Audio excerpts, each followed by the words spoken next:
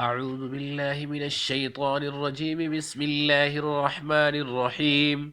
ومن الناس من يقول آمنا بالله وباليوم الآخر وما هم بمؤمنين يخادعون الله والذين آمنوا وما يخدعون إلا أنفسهم وما يشعرون في قلوبهم مرض فزادهم الله مرضا ولهم عذاب أليم بما كانوا يكذبون وإذا قيل لهم لا تفسدوا في الأرض قالوا إنما نحن مصلحون ألا إنهم هم المفسدون ولكن لا يشعرون وإذا قيل لهم آمنوا كما آمن الناس قالوا أنؤمن كما آمن السفهاء ألا إنهم هم السفهاء ولكن لا يعلمون وإذا لقوا الذين آمنوا قالوا آمنا وإذا خلوا إلى شياطينهم قالوا إنا معكم إنما نحن مستهزئون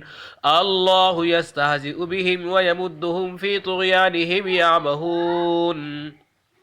أولئك الذين اشتروا الضلالة بالهدى فما ربحت تجارتهم وما كانوا مهتدين مثلهم كمثل الذي استوقد نارا فلما أضاءت ما حوله ذهب الله بنورهم وتركهم في ظلمات لا يبصرون صم بكم عمي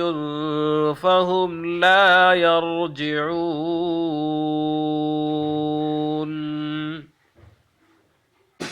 أو كصيب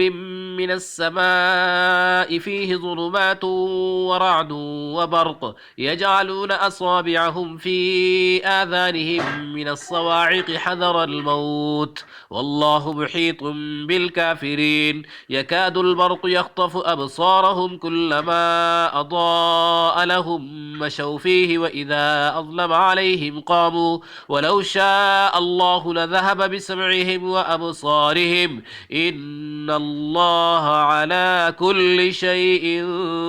قدير